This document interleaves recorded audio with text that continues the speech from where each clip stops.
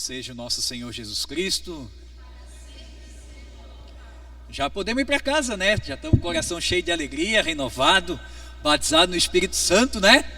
Mentira? Vamos calmar, agora é a hora da palavra de Deus, né? Porque a palavra que vem do Senhor nos libertará, né? De fato, todas as coisas cooperam para o bem dos que amam a Deus. E como a própria palavra de Deus nos fala, né? E conhecereis a verdade, e a verdade vos libertará. Poderia começar dizendo isso: trago verdades, aqueles memes de internet, né? Trago verdades. Então, nós vamos falar um pouquinho hoje, né, meus amados, dessa presença de Jesus na nossa vida e no nosso coração. Como o Espírito Santo de Deus eficazmente, de maneira verdadeira, de maneira real, fala conosco na nossa vida, fala conosco no nosso coração, porque o Espírito Santo de Deus é o Espírito da verdade.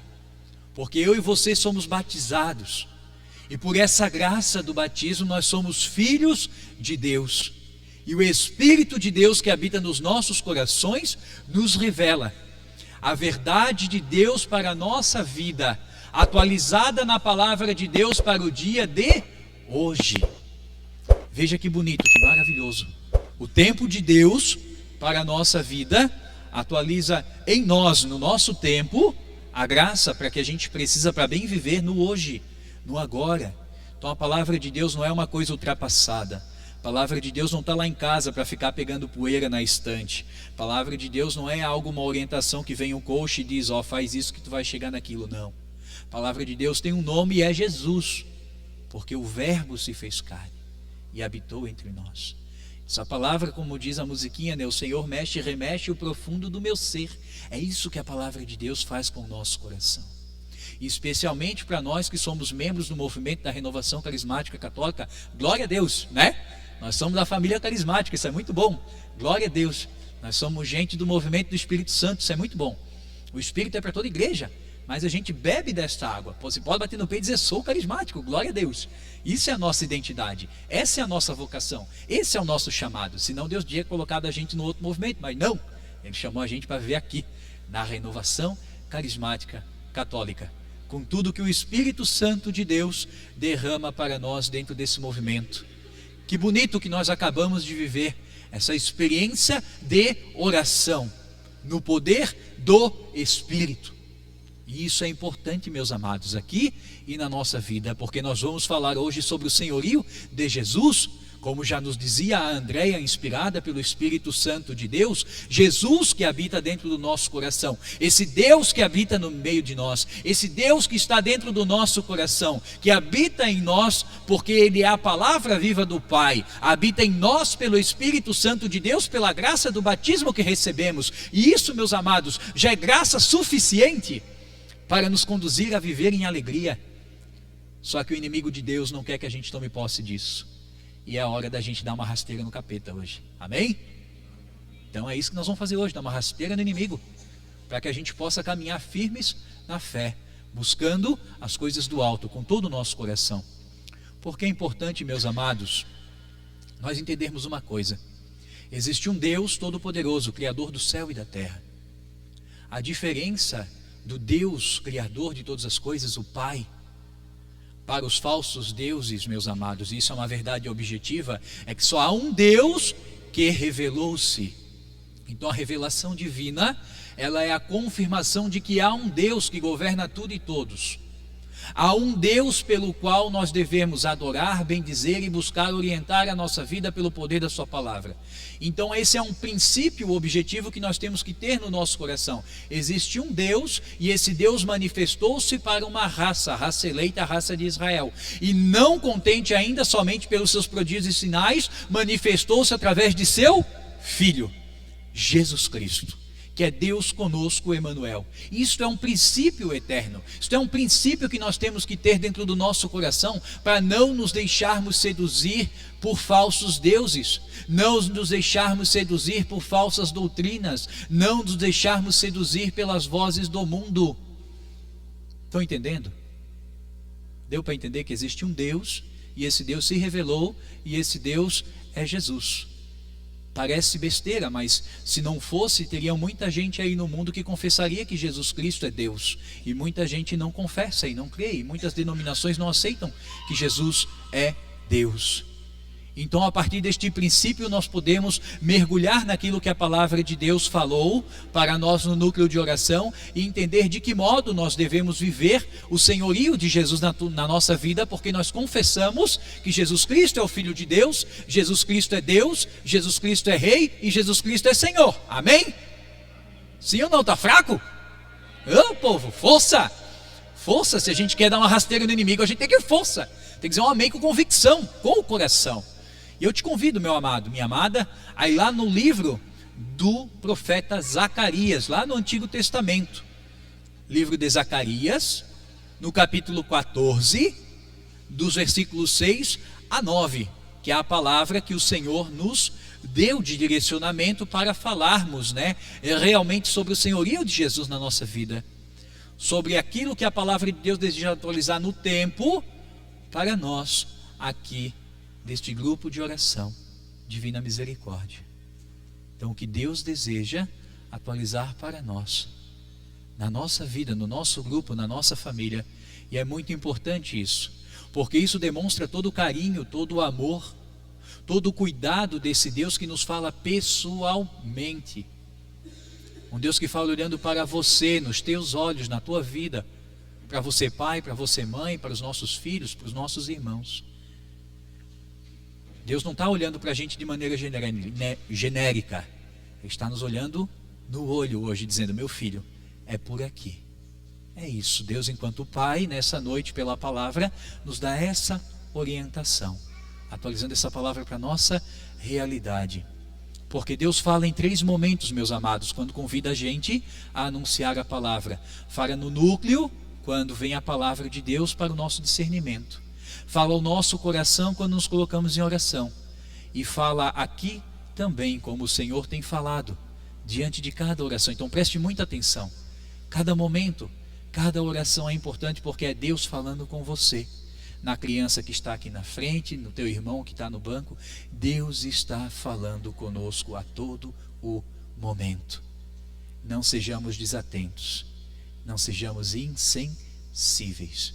Que o Senhor nos ajude nessa noite a permitir entender o que Deus deseja para que tenhamos vida em abundância. Zacarias capítulo 14, versículos 6 a 9. Naquele dia não haverá frio e nem gelo. Será um dia contínuo, conhecido somente do Senhor. E não haverá sucessão de dia e noite, e a noite será clara.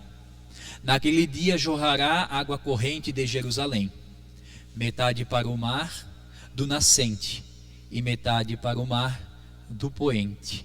Jorrará tanto no verão como no inverno. O Senhor reinará sobre toda a terra. Naquele dia, o Senhor será o único Deus, e só o seu nome será invocado. Palavra do Senhor. Graças a Deus. Que palavra forte este versículo 9, O Senhor reinará sobre toda a terra.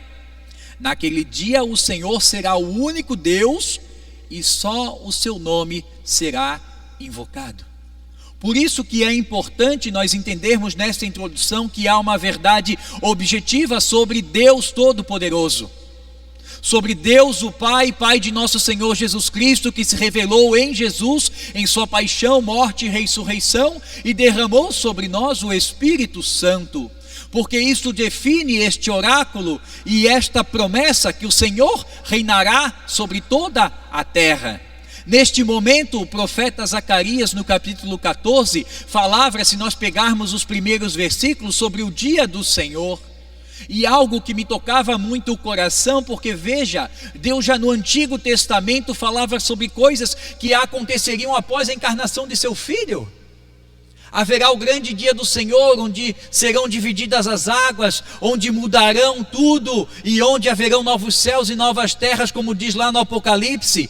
Aqui eu fiz uma junção entre essa palavra e o que diz o livro do Apocalipse. É muito interessante observarmos isso, como Deus sempre tem preparado o seu povo, como Deus sempre tem tomado a iniciativa, como Deus sempre tem vindo ao nosso encontro, meus amados, para mostrar que existem realidades além desta realidade de que nós vivemos, mas demonstrando que precisamos já viver a partir desta realidade bem vivida, buscando as realidades que virão, que é o novo céu, a nova terra e o reino dos céus, quando Cristo, o Senhor, há de restaurar tudo e todos na sua segunda vinda, como nós dizemos no creio, né?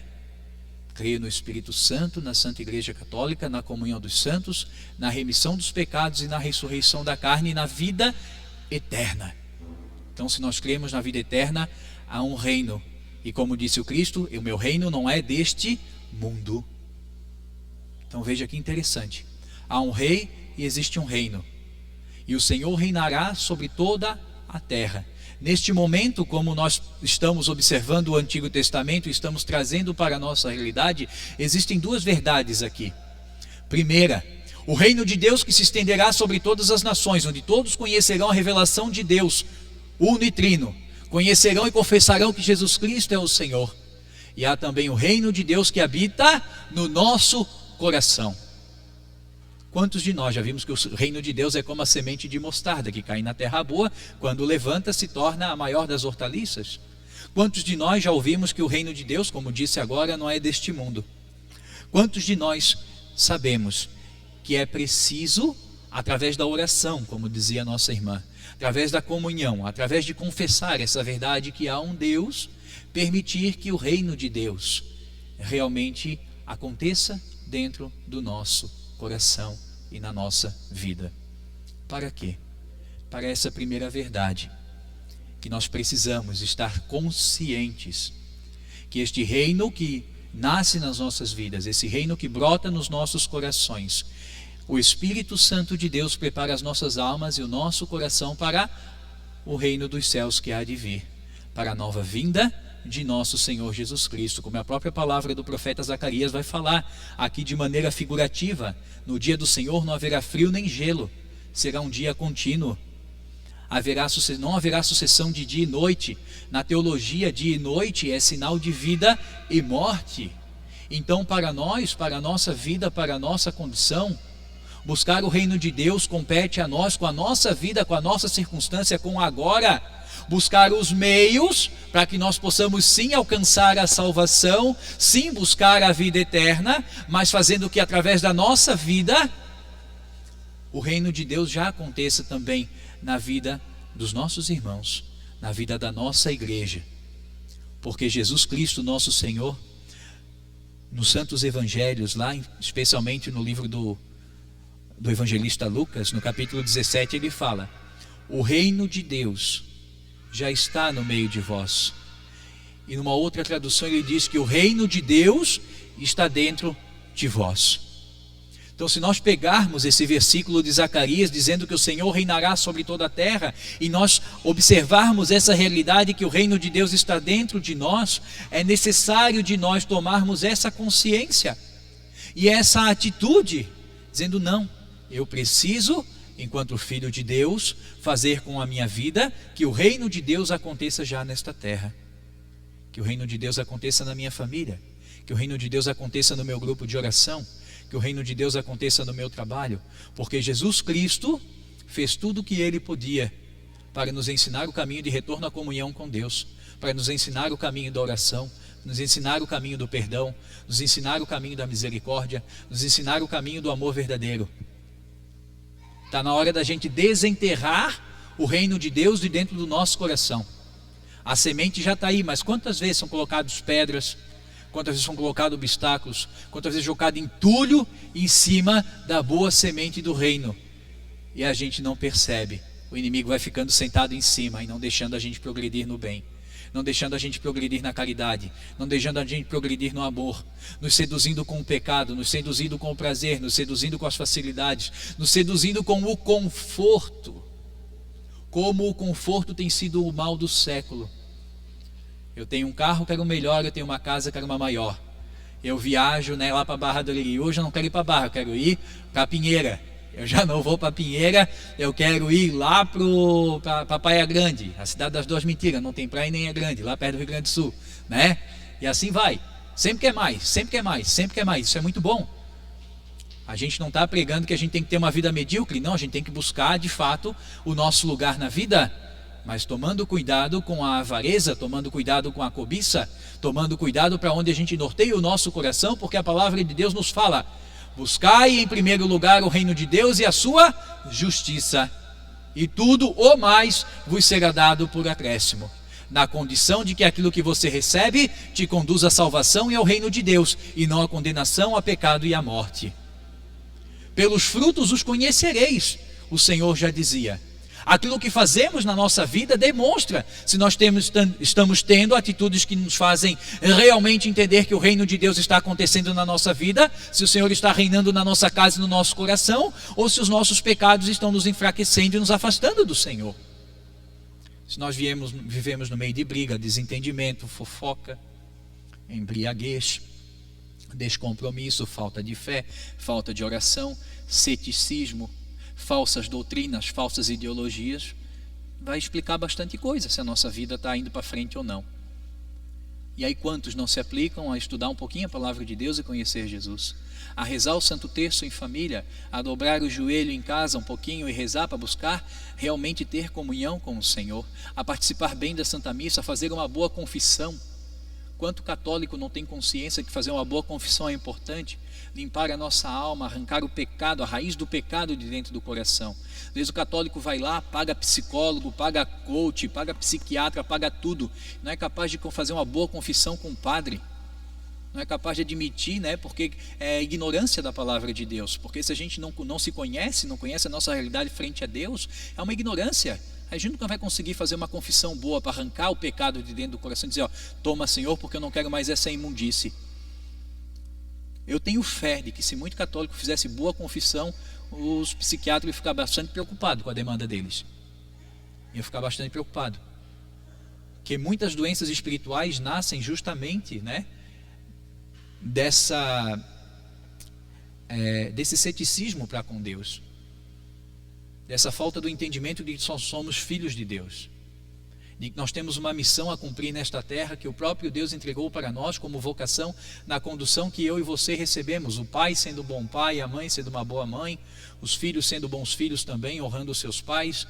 Veja que uma coisa puxa a outra, só que o mundo ele coloca tantas coisas, tantas seduções na nossa cabeça, já não se pensa mais sobre isso, já não se dá mais valor nisso, e nós vamos esquecendo que a semente do reino de Deus está lá, no meio de tanta pedra, no meio de tanta imundície. E aí o que a gente tem que fazer? Uma autorreflexão e dizer: Senhor, me ajuda, derrama o teu Espírito Santo, bota a luz aqui dentro do quarto. O que eu preciso tirar da minha vida? O que está me arrancando da tua presença? O que está me afastando do teu caminho? O que está me afastando de viver na tua presença, meu Senhor e meu Deus? O que me afasta do meu marido, o que me afasta da minha esposa, o que me afasta dos meus filhos, o que me afasta da igreja? E quando a gente começa a enxergar os demônios que nos afligem, a gente pede para Jesus: expulsa essa imundície da minha vida.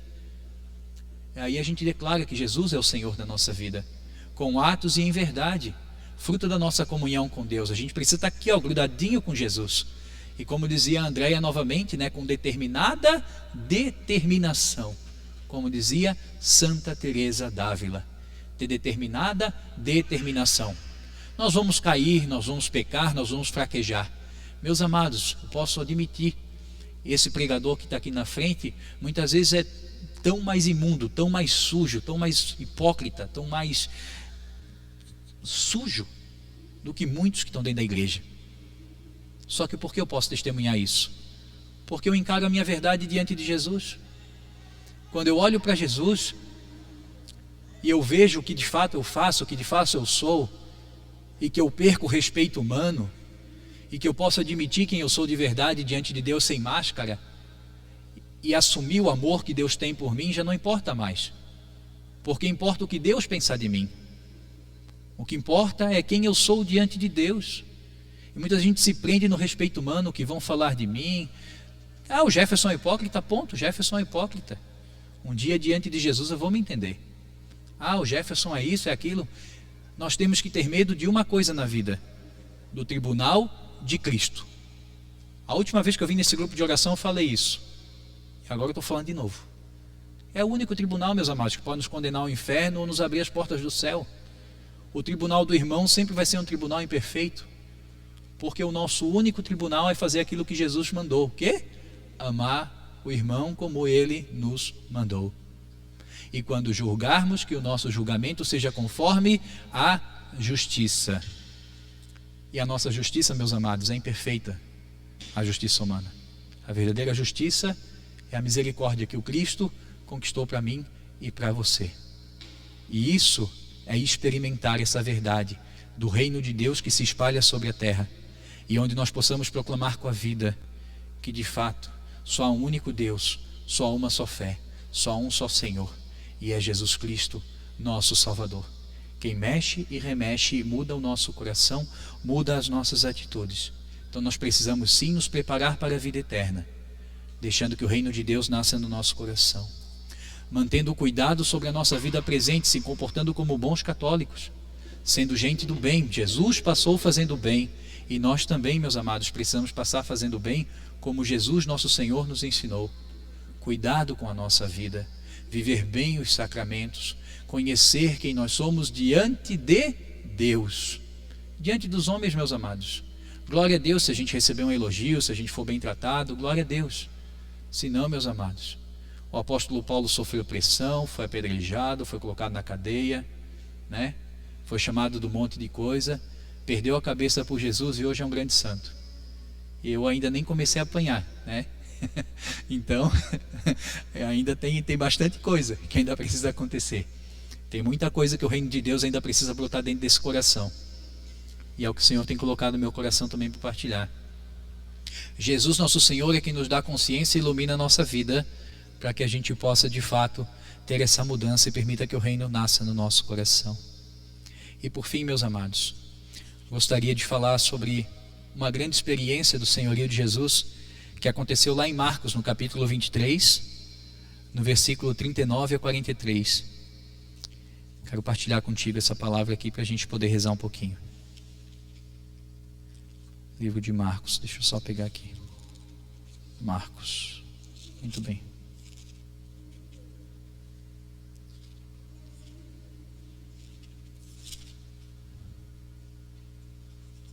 Não. Tinha marcado aqui. Mateus. Não é Marcos, desculpa. É Lucas, perdão. Lucas capítulo 23, versículos 39 a 43, e diz assim: um dos malfeitores, suspenso à cruz, o insultava dizendo: não és tu o Cristo? Salva-te a ti mesmo e a nós. Mas o outro, tomando a palavra, o repreendia: nem sequer tu temes a Deus, estando na mesma condenação? Quanto a nós, é de justiça. Pagamos por nossos atos, mas ele não fez nenhum mal. E acrescentou: Jesus, lembra-te de mim quando vieres com o teu reino. E ele respondeu: em verdade eu te digo, hoje estarás comigo no paraíso. Então vejam, meus amados, aquele homem na sua condição, na sua condenação, um ladrão, a gente não sabia o que aquele homem fez, se ele foi um homicida, se ele foi um parricida, né, teve alguma coisa com a família dele, se ele foi um assassino porque roubou um banco, naquela época nem banco tinha, era só os cobradores de imposto. Então a gente não sabe. Mas nós temos duas atitudes: aquele que rejeita a graça de Deus, porque ambos ali sabiam quem era Jesus. Porque o primeiro disse: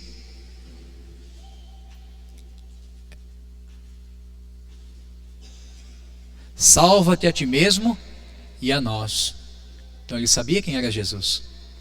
Sabia que Jesus foi proclamado rei, sabia das curas e tudo, e desafiou a Deus naquele momento, diante da sua condição. Como muitas vezes acontece com a gente quando a gente se rebela com Deus. Por que isso está acontecendo comigo? Por que essa doença? Por que, meu Deus? Por que essa morte tão trágica? Por que esse pecado? Por que essa tristeza?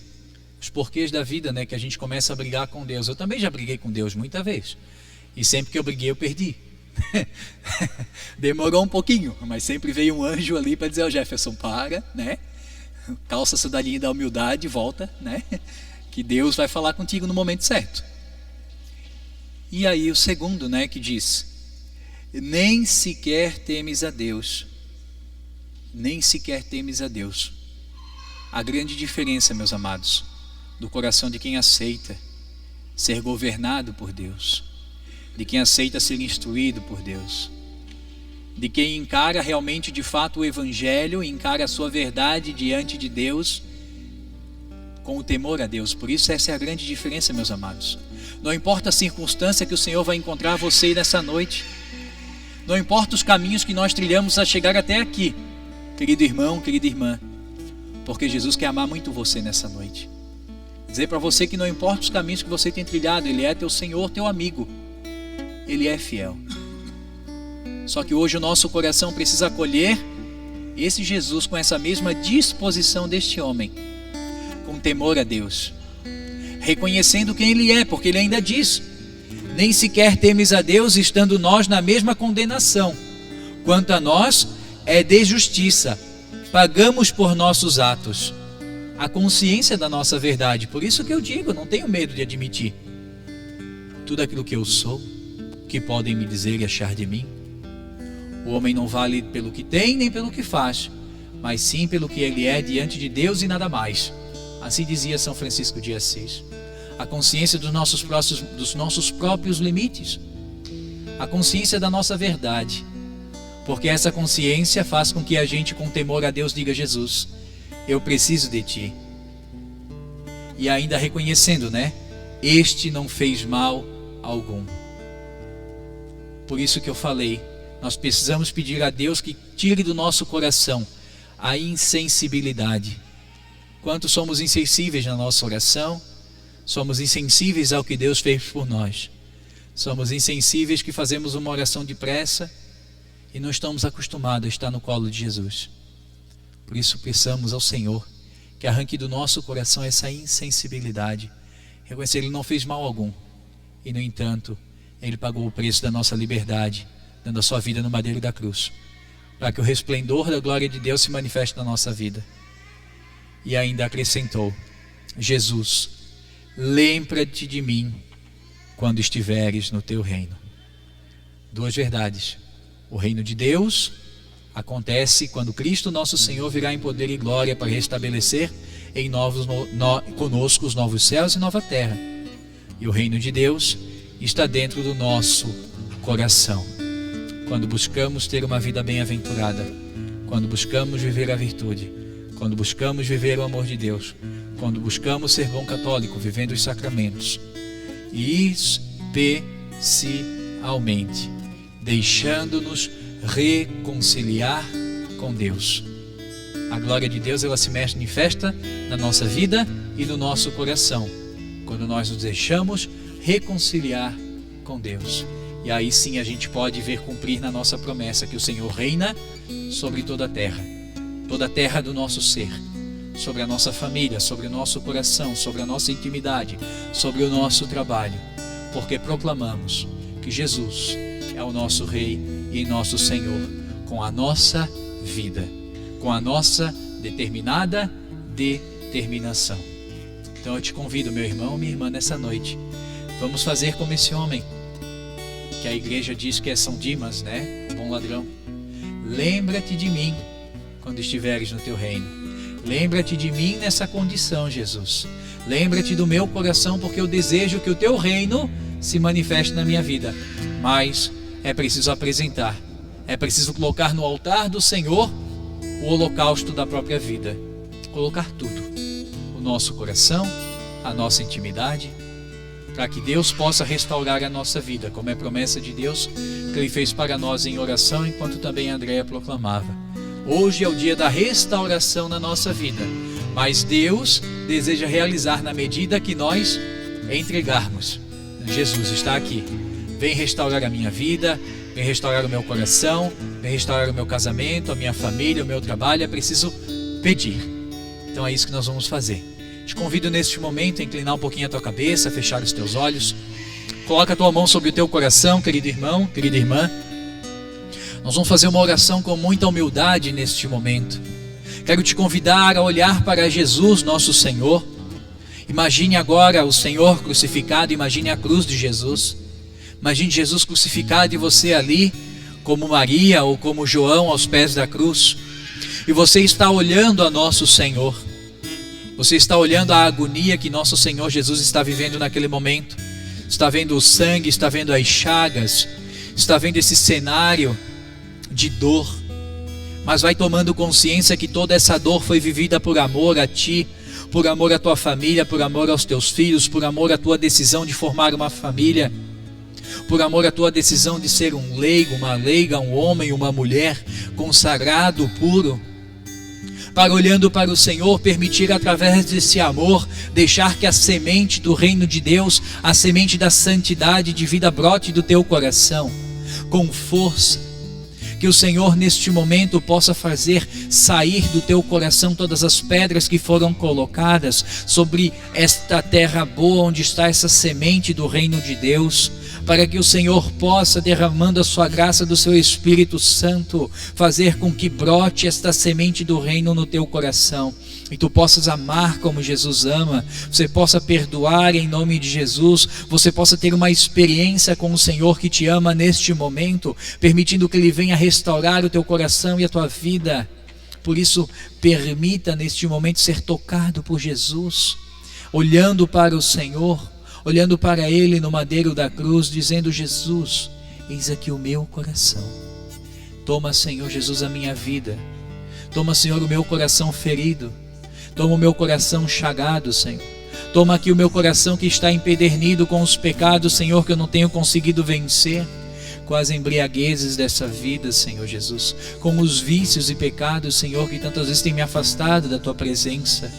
Ó Senhor, são muitas chagas que eu trago dentro do meu coração e que muitas vezes eu não tenho força, Senhor, porque eu ainda guardo lá escondido, mas nessa noite eu desejo entregar em Tuas mãos. E entregue, meu irmão, tome consciência disso, fale com o Senhor, olhando para Ele nesta hora que foi a hora que o céu e a terra se uniram no Calvário, onde o sangue de Jesus foi derramado para a nossa salvação. E admita que Jesus é o Senhor da tua vida por este sangue derramado, por este amor com que Deus te amou, por esta liberdade que o Senhor deseja te dar, porque todo documento que foi colocado contra nós pelo pecado foi quebrado em nome de Jesus, e foi nos dado esta nova consciência de que precisamos viver para este céu, precisamos viver para a vida eterna, precisamos viver as sementes do reino na nossa vida, para que o Senhor, quando voltar, nos encontre em paz, nos encontre puros, nos encontre santos, nos encontre preparados, mesmo que caminhando com feridas,